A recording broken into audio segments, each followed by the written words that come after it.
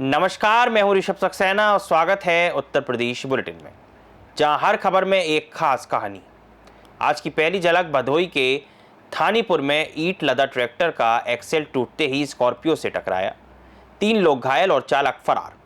वहीं महाराजगंज के सिसवा बाजार में राष्ट्रीय स्वयंसेवक संघ के शताब्दी वर्ष पर भव्य पथ संचलन ने पूरे नगर में एकता और सामाजिक समरसता का संदेश फैलाया। ये थी आज की ताज़ा और अहम खबरें। ऐसी ही तमाम खबरों को जानने के लिए बने रहें सी न्यूज़ भारत के साथ। अम्बेडकर नगर में खबर का बड़ा असर देखने को मिला है, जहां अम्बेडकर नगर की ग्राम सभा मिश्रौलिया छांगुरपुर में जल जीवन मिशन के तहत बिछाई गई लीक पाइपलाइन की खबर प्रकाशित होने पर विभाग में तुरंत कार्रवाई हुई। अधिकारी और कर्मचारी मौके पर पहुंचे और पाइपलाइन की मरम्मत का काम शुरू किया। इस पहल को सरकार के हर घर नल हर घर जल अभियान की दिशा में सकारात्मक कदम माना जा रहा है। ग्रामीणों ने मीडिया की सराहना करते हुए कहा कि यदि मीडिया ने आवाज नहीं उठाई होती तो पानी बर्बाद होता रहता। अम्बेडकर नगर से सी न्यूज़ संवाददाता अजय की रिपोर्ट। भदोही के गोपीगंज थाना क्षेत्र के थानीपुर में ज्ञानपुर रोड पर रविवार दोपहर ईंट लदे ट्रैक्टर का एक्सेल टूटने से वह अनियंत्रित होकर सामने आ रही स्कॉर्पियो से टकरा गया। हादसे में स्कॉर्पियो सवार जौनपुर निवासी लालचंद गुप्ता, उनकी पत्नी शकुंतला देवी और चालक विकास गुप्ता घायल हो गए। पुलिस और स्थानीय लोगों की मदद से तीनों को गोपीगंज के एक निजी अस्पताल में भर्ती कराया गया। ट्रैक्टर चालक मौके का फायदा उठाकर फरार हो गया। दुर्घटना के बाद रोड पर जाम लग गया, जिसे पुलिस ने स्कॉर्पियो को हटाकर जल्द बहाल कराया। भदोही से सी न्यूज़ संवाददाता प्रदीप की रिपोर्ट। सिसवा बाजार में रविवार को राष्ट्रीय स्वयंसेवक संघ के शताब्दी वर्ष के अवसर पर भव्य पथ संचलन आयोजित किया गया, जो श्री राम जानकी मंदिर परिसर से शुरू होकर नगर के प्रमुख मार्गों से होकर पुनः मंदिर में संपन्न हुआ। मुख्य अतिथि जिला प्रचारक विनय ने कहा कि संघ पिछले 100 वर्षों से राष्ट्र की एकता, अखंडता और सामाजिक समरसता के लिए कार्य कर रहा है। कार्यक्रम की विशेष झलक मिसकारी टोला रही, जहां मुस्लिम समुदाय के युवाओं ने स्वयं सेवक पर पुष्प वर्षा कर सामाजिक सौहार्द का संदेश दिया। सुरक्षा व्यवस्था में एसडीएम सिद्धार्थ गुप्ता, सीओ शिव प्रताप सिंह और प्रभारी निरीक्षक धर्मेंद्र सिंह सहित प्रशासन की टीम मुस्तैद रही। नगर कार्यवाह अमित पुरी, नगर संचालक मोहन अग्रवाल, अरविंदाचार्य, नागेंद्र मल्ल, अमरनाथ खरवार, योगेश जायसवाल, शिव कुमार सिंह, मनीष पांडे, सोनू जायसवाल, अभिमन्यु चौरसिया और सैकड़ों स्वयंसेवक इस ऐतिहासिक आयोजन में शामिल हुए। पूरे नगर में एकता और समरसता का संदेश गूंज उठा। महाराजगंज से सी न्यूज़ संवाददाता मनीष कुमार कनौजिया की रिपोर्ट। उत्तर प्रदेश के मुरादाबाद जनपद के भगतपुर थाने की पुलिया से बिसौली मार्ग तक का लिंक मार्ग गंभीर रूप से जर्जर हो गया है। ये सड़क जो हाईवे को मुख्यालय से जोड़ती है, गड्ढों और उखड़े पत्थरों से भरी हुई है। रोजाना बाइक और साइकिल सवार चोटिल हो रहे हैं। वहीं यह मार्ग दर्जनों गाँव की लाइफ लाइन है। स्थानीय लोग बताते हैं कि बच्चों और राहगीरों के साथ साथ किसानों की धानों से भरी ट्रैक्टर ट्रॉलियां भी गड्ढों में फंसकर पलट जाती हैं। कई साल पहले बनी इस सड़क की हालत इतनी खराब है कि वाहन चलाना जोखिमपूर्ण हो गया है। बावजूद इसके किसी जनप्रतिनिधि ने सुध नहीं ली।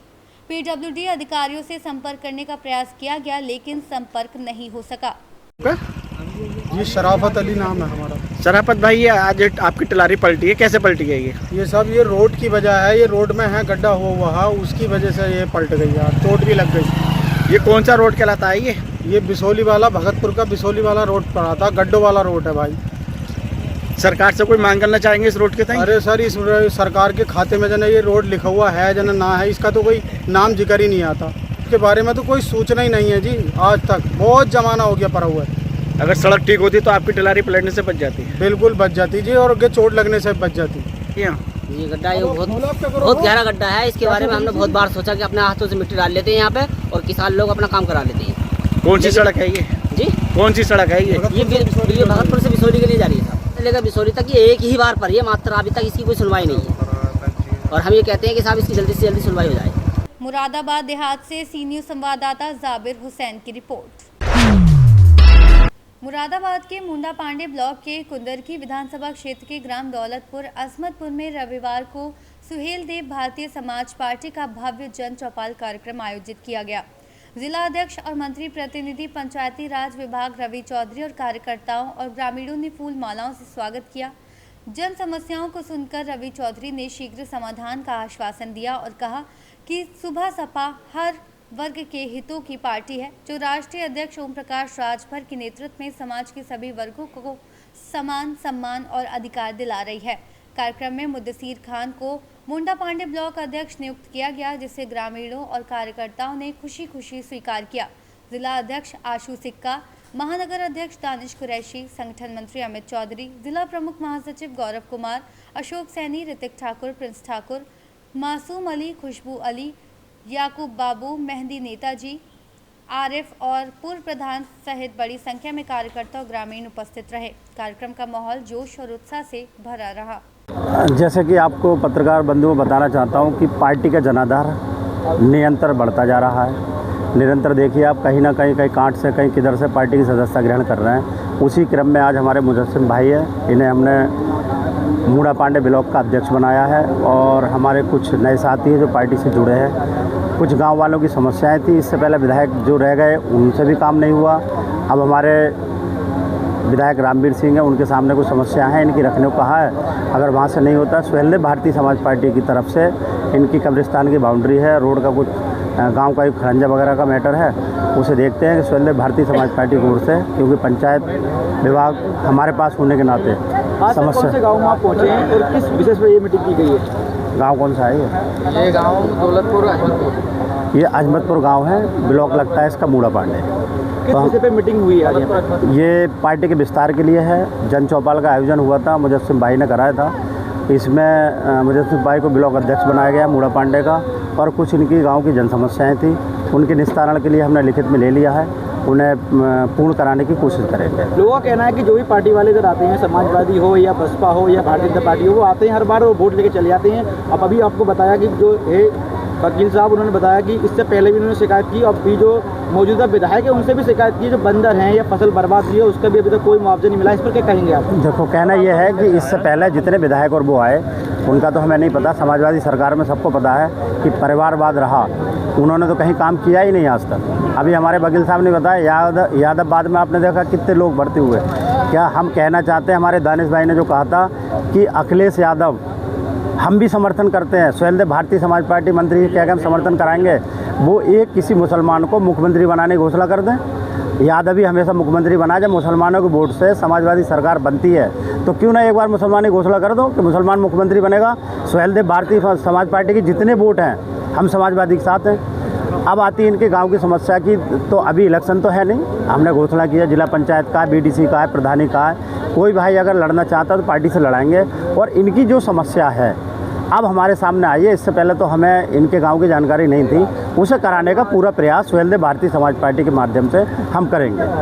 जैसे अध्यक्ष जी, लोगों ने अपनी समस्या रखी है, समस्याओं का समाधान इन समस्याओं का अभी हम जाते हैं, उसके बाद बजट देखो जिला पंचायत में भी, बजट में अगले जो आएगा इसमें इनके बंदरों की समस्याएं हैं या फसलों की है, जो भी समस्या हम देखते हैं इसमें हम अच्छे से अच्छा क्या कर सकते हैं कराने का प्रयास करें। जब हम प्रयास ही नहीं करेंगे कराएंगे कहाँ से? भाई जितने विधायक और वो हैं, प्रधान के बारे में हमने पूछा, अब प्रधान जी चाहें तो बजट बनवा सकते हैं, प्रधान जी चाहें सड़क को रख सकते हैं। हमारा काम प्रधान जी को बजट दिलवाने का है कि प्रधान जी आप अपना बजट बना के दो कि गांव में आपको कितने पैसे की आवश्यकता है, लेकिन प्रधान जी जब बताएंगे नहीं तो बजट कहाँ से आएगा?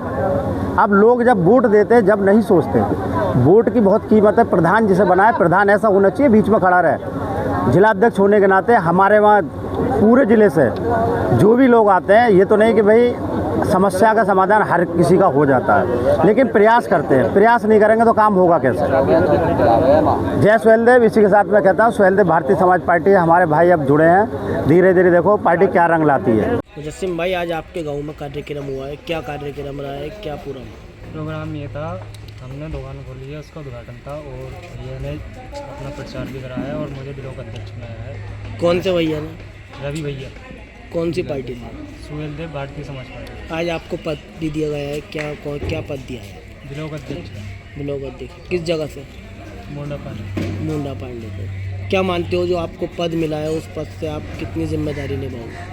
मैं अपनी जो भी जिम्मेदारी है, पूरी जिम्मेदारी अपनी निभाऊंगा। अच्छा, क्या क्या समस्या है गांव में जो आपने आज अध्यक्ष जी से रखी? ये कब्रिस्तानों की बाउंड्री है और यहाँ का रास्ता था एक, उसके लिए नल फल जो था सब दिखवा दिया है हमने। क्या आश्वासन दिया उन्होंने उन्होंने कहा है कि ये जल्दी से जल्दी जो है काम हो जाएगा। मुरादाबाद से सीनियर संवाददाता जुनैद खान की रिपोर्ट। प्रयागराज के मीजा थाना क्षेत्र स्थित रामनगर में पुलिस ने दीपावली और धनतेरस के पहले शांति व्यवस्था बनाए रखने के लिए चेकिंग अभियान चलाया। चौकी प्रभारी अभिनव उपाध्याय के नेतृत्व में अभियान के दौरान बिना हेलमेट 3 सवारी लेकर जा रहे वाहनों का चालान किया गया। पुलिस ने वाहन चालकों को यातायात नियमों का पालन करने और 2 पहिया वाहनों पर केवल 2 सवारी ही यात्रा करने के साथ हेलमेट पहनने की हिदायत दी। रामनगर में नई पुलिस चौकी स्थापित होने के बाद क्षेत्र में शांति बनाए रखने में मदद मिली है। प्रयागराज से सीनियर संवाददाता बुद्ध सेन वर्मा की report. Akhil Bharatiya pharmacist association का 6वां स्थापना दिवस 16 अक्टूबर बृहस्पतिवार को हिंदी भवन लोहिया नगर गाजियाबाद में बड़े धूमधाम से मनाया जा रहा है, जिसमें फार्मासिस्टों से अधिक संख्या में पहुंचकर फार्मेसी को सफल बनाने की अपील की गई है। इस अवसर पर शामिल होने के लिए राष्ट्रीय सचिव डॉक्टर राजा राम गंगवार एवं प्रदेश महासचिव विष्णु कुमार यादव से संपर्क कर जिला एवं मंडल कार्यकारिणी के माध्यम से गाजियाबाद जाने की जानकारी प्राप्त की जा सकती है। मैं डॉक्टर राजा राम गंगवार, राष्ट्रीय सचिव अखिल भारतीय फार्मासिस्ट एसोसिएशन। साथियों, आपको जानकर हर्ष होगा, हर वर्ष की भांति इस वर्ष भी हम लोग बड़े धूमधाम से अपने संगठन, जो कि भारत का सबसे बड़ा संगठन अखिल भारतीय फार्मासिस्ट एसोसिएशन का 6वां स्थापना दिवस मनाने जा रहे हैं, जो कि पहले से ही निर्धारित है गाज़ियाबाद में, और जिसका जगह गाज़ियाबाद पुराना रेलवे स्टेशन के पास में हिंदी भवन है, वहाँ पर है। तो मेरा सभी साथियों से निवेदन है, फार्मासिस्ट साथियों, जिला अध्यक्ष, जिला कार्यकारिणी, मंडल कार्यकारिणी, प्रदेश के समस्त कार्यकारिणी एवं मेरे सभी सम्मानित साथियों, आपको अधिक से अधिक संख्या में आना है और कार्यक्रम को सफल बनाना है। कार्यक्रम की रूपरेखा पहले से तैयार है। साथियों, 14 अक्टूबर से पहले आप सभी ने आपके मोबाइल पर आपके ग्रुप के माध्यम से एक फॉर्म पहुंच चुका होगा। वो फॉर्म भर के हम लोगों को वापस देना है, जिससे कि आपको हम सम्मानित कर सकें। ये बहुत ही गर्व की बात है और आप अधिक से अधिक संख्या में पहुँचें, मेरा यही संदेश है। जहाँ दवा वहाँ फार्मासिस्ट, जय एबीपीए, तय एबीपीए। बदायूं से सीनियर संवाददाता शमसुल हसन की रिपोर्ट। एटा जिले के जलेसर के नगला सुखदेव में हाथरस के धांधव निवासी पीड़ित संत राजेंद्र उपाध्याय ने 53 साल पुराने शिक्षा विभाग में भ्रष्टाचार के मामले को लेकर किसान यूनियन भानुगुट के राष्ट्रीय अध्यक्ष भानु प्रताप सिंह से मुलाकात की। राजेंद्र उपाध्याय ने बताया कि उनके माता पिता इंद्रवती शर्मा और तुलाराम शर्मा सरकारी शिक्षक थे, जो 1995-96 में सेवानिवृत्त हुए, लेकिन आज तक उनकी पेंशन और वेतन पुनरावृत्ति से जुड़ा मामला लंबित है। पिछले 8 वर्षों से वह हाथरस जिला प्रशासन के चक्कर काट रहे हैं।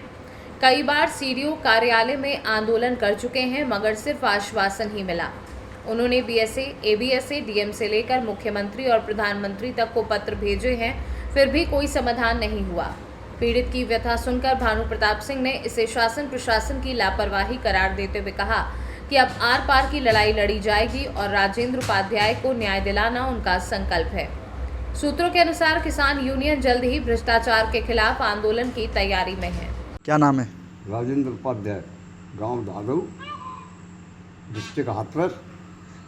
उपाध्याय जी, आज आप भानु प्रताप जी से मिले हो नगला सुखदेव जलेसर आके, क्या मामला है? आपस पर क्या वार्ता हुई है आपकी भानु प्रताप जी से? अरे मेरे माता और पिता अध्यापिका थे दोनों जी, तो उनका जो है पैसा सरकार पर रह गया शेष जी। मेरी माता जी की 5/3/66 को नौकरी लगी थी अस्थाई, फिर 1/7/72 को स्थाई हो गई वो जी, और बीटीसी के अकॉर्डिंग हाई स्कूल मान लिया उनको। हाई स्कूल की तनख्वाह लगा दी उनकी 195 रुपया जी। अब जो है फिर वो 10 साल की सेवा पर जो वेतन निर्धारण होता, फिर वो 3/4/73 को प्रधान अध्यापक हो गई। फिर प्रधान अध्यापक तक ही तो सेवा पुस्तिका में अंकित किया, उसके बाद में खाली छोड़ दिया उसको। फिर जब वेतन निर्धारण और चयन वेतनमान का समय आया तो पिताजी से रिश्वत मांगी। पिताजी ने कही रिश्वत नहीं देंगे हम। किसने मांगी? एबीएसए ने मांगी, जो अधिकारी जो थे उस समय जी जी। तो 86 की बात है ये। तो उन्होंने रिश्वत नहीं दी तो मानी ले लो, कैसे ले लोगे पैसा। तो ही उन्होंने जो सेवा पत्रिका में कटिंग कर दी, वेतन वृद्धि रहित सेवा पंजिका अपूर्ण छोड़कर नॉन हाई स्कूल का फिक्सेशन कर दिया 1/1/86 को 1050 पर, जबकि उनको प्रधान अध्यापक का पैसा मिलना था। और फिर उसके बाद में 95 में सेवानिवृत्त हो गई तो 433 रुपये उनकी पेंशन बना दी, उसके अकॉर्डिंग उनको मृत्यु तक पेंशन मिली। इस प्रकार उनका प्रधान अध्यापक का पैसा शेष रह गया। अब जब मोदी जी ने कहा कि भ्रष्टाचारियों को ढूंढो, तो हमने भ्रष्टाचारियों को ढूंढ लिया। तो हमको 8-9 साल हो गई लगभग। अब इन्होंने 2 बार तो हमको पैसा दे दिया, एक बार हाई स्कूल का ग्रेजुएट दिया 86 to 95 और फिर उसके बाद नॉन हाई स्कूल का दे दिया 32,000 रुपये सन 16 से पेंशन पुनिश्चित करके। अब इन पर पैसा तो हमारा सन 73 से मिलना चाहिए हमको। वेतन वृद्धि रहे था पूर्ण है सेवा पंजिका, पहले सेवा पंजिका पूर्ण हो, फिर 10 साल की सेवा पर वेतन निर्धारण हो। उपाध्याय जी, आप कितने सालों से संघर्ष कर रहे हैं न्याय पाने के लिए? 8.5 साल हो गई लगभग से संघर्ष करते आ रहे हैं आप हाथरस जिले में। हाँ जी, 2 माता जी की मृत्यु के बाद 2 बार पैसा दे दिया इन्होंने, लेकिन पूरा पैसा नहीं दे रहे। 420 कर नियुक्ति को बदल दिया है। अब अधिकारियों से आप मिलते हैं, क्या आश्वासन देते हैं अभी जो वर्तमान में जो अधिकारी हैं? अब क्या करते हैं, वो अब डीएम साहब के पास जाते हैं तो वो बीएसए को बुला लेते हैं, गाड़ी में भेज देते हैं और चाय पानी पिलवाते हैं। और किसी ने 500 दे दिए, किसी ने 200 दे दिए, हमको टरका देते हैं जी। और यूँ कहते हैं लेखा अधिकारी देंगे आपका पैसा, बीएसए कहती हैं। हाँ तो नहीं, लेखा अधिकारी देंगे तो उनको नियुक्ति तुमने बदली है, उसको तो सही करके दो। अब भानु प्रताप जी से आपकी क्या वार्ता हुई है? भानु प्रताप जी से मिले हैं, क्या आश्वासन दिया है भानु प्रताप जी ने? भानु प्रताप जी ने कहा कि हम जो भ्रष्टाचार के खिलाफ हैं और हम आपके साथ धरना रखेंगे और हम आपके साथ कंधा से कंधा मिला के रहेंगे, आपको न्याय दिलवा के मानेंगे। भानु प्रताप जी के आश्वासन से कितना संतुष्ट हैं आप? पूर्ण संतुष्ट हैं, पूर्ण संतुष्ट हैं हम। जब हम सत्य का साथ देंगे तो हमारा न्याय मिल जाएगा हमें। उम्मीद है आपको कि भानु प्रताप जी के आश्वासन से आपको न्याय मिलेगा? हाँ, पूर्ण उम्मीद है हमें। एटा से सी न्यूज संवाददाता लखन यादव की रिपोर्ट। रविवार देर शाम बिलसंडा तिराहे के पास पुलिस और बदमाशों के बीच मुठभेड़ हो गई। पुलिस की जवाबी कार्यवाही में 2 शातिर लुटेरे पैर में गोली लगने से घायल हो गए। दोनों को गिरफ्तार कर सीएचसी में प्राथमिक उपचार के बाद मेडिकल कॉलेज रेफर किया गया। जानकारी के अनुसार बीसलपुर कोतवाल संजीव शुक्ला, एसओजी प्रभारी अजय कुमार और सर्विलांस प्रभारी जगदीप मलिक के साथ बिलसंडा तिराहे पर वाहनों की चेकिंग कर रहे थे। इस दौरान एक कार को रोकने का प्रयास किया गया, लेकिन कार सवारों ने रुकने के बजाय पुलिस टीम पर फायर झोंक दिया। पुलिस ने पीछा किया तो कार कटना नदी पुल के पास फंस गई। वहां से दोनों बदमाशों ने फिर से गोलीबारी की, जिस पर पुलिस ने भी जवाबी फायरिंग की। मुठभेड़ में दोनों बदमाश असलम 38 वर्षीय पुत्र लाल खां और अशरफ पुत्र अकबर निवासी सखानू अलापुर जनपद बदायूं गोली लगने से घायल हो गए। दोनों के खिलाफ लूट और चोरी जैसे अपराधों में दर्जन भर से अधिक मुकदमे दर्ज हैं। पुलिस का कहना है कि आरोपी किसी लूट की वारदात को अंजाम देने की फिराक में थे। उनकी कार बिना नंबर की पाई गई। पुलिस ने मौके से कारतूस, तमंचा और कार बरामद कर जांच शुरू कर दी है। आज शाम को 7 से 8 बजे के बीच में थाना बीसलपुर में जब पुलिस की टीम द्वारा चेकिंग की जा रही थी, तो उसी दौरान एक सेंट्रो गाड़ी जिसको पुलिस द्वारा रोकने के लिए बताया गया, वापस मुड़ के जब भागने लगी तो उसका पीछा करने पे एक आगे जगह जाके जब पुलिस ने उसको रोकने का प्रयास किया गया तो उनके द्वारा पुलिस की टीम पर फायरिंग की गई। जवाबी आत्मरक्षार्थ फायरिंग में 2 अभियुक्त घायल हुए, जिनकी पहचान हुई अशरफ और असलम के रूप में। दोनों ही अंतर जनपदीय अपराधी हैं, जिसमें एक के ऊपर 16 और दूसरे के ऊपर 11 मुकदमे हैं, जिसमें लूट, छिनैती, 307 आईपीसी, आर्म्स एक्ट और इसके साथ साथ अन्य संगीन धाराओं में भी मुकदमे हैं। प्रथम पूछताछ में यह पाया गया है कि बिलसंडा थाना अंतर्गत घटित लूट में भी ये लोग शामिल रहे हैं। इनके अन्य आपराधिक कृत्यों के बारे में वर्तमान में पुलिस के द्वारा जानकारी की जा रही है। पीलीभीत से सी न्यूज संवाददाता हैदर खान की रिपोर्ट। फिलहाल के लिए इस खबर में इतना ही। देश और दुनिया की तमाम खबरों के लिए देखते रहिए सी न्यूज़ भारत।